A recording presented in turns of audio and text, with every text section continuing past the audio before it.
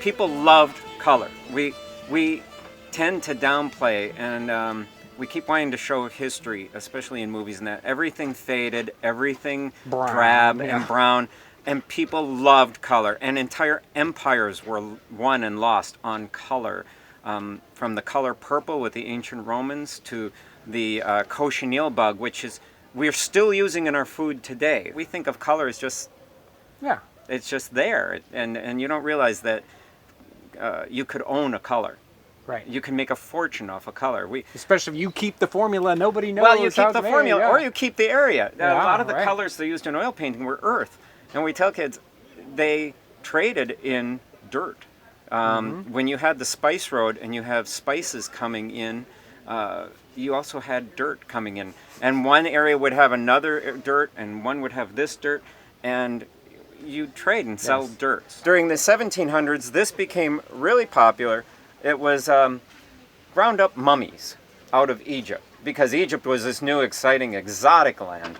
And you could take a mummy and grind it up, and you'd get a nice kind of, kind of an ugly purple color.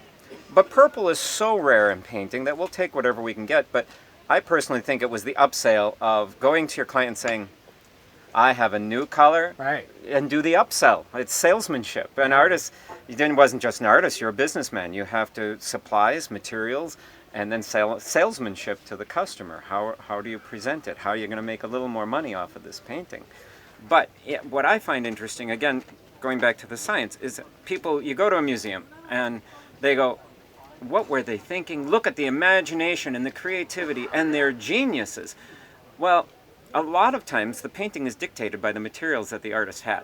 And if you only had so much of a color, that's all you could use. If you could only get a certain color, that's what, So how the painting ends up turning out depended a lot on the science, the materials available, and the knowledge of the artist. If they don't have the scientific knowledge, they couldn't make it last. They couldn't create it. And so it's like, here's this beautiful painting, and there's a smudge of red. Well, did he put that smudge of red there to counterbalance this? Or is that the red he had? We don't know. It's always nice to take a step back. Where did it all begin? How did they do it? Because that helps you focus on where you're going. And sometimes to move forward, you have to go back 10 steps, look at the side step, and then move forward. And then move forward. Right. So to just shift gears completely, tell me what you do in real life. Yeah, in real life, I make custom swords and knives. In real life, you make custom swords and knives. Yeah. For some movies, some television. I'm a bronze sculptor. I just happened over 30 years to transform that into a business that makes swords and knives custom for people and for industries and movies. Would we recognize anything specific? The most recent one we did is The Strain with Guillermo del Toro, and we did all the weapons for that. And too often in my other field with making swords, it's just a weapon. And to me, it's an art form as well. It is an amazing art. Part of the fun of I find with reenacting is that we're still the same people. That the people were then, is like we were saying with the art, and we haven't changed as a species.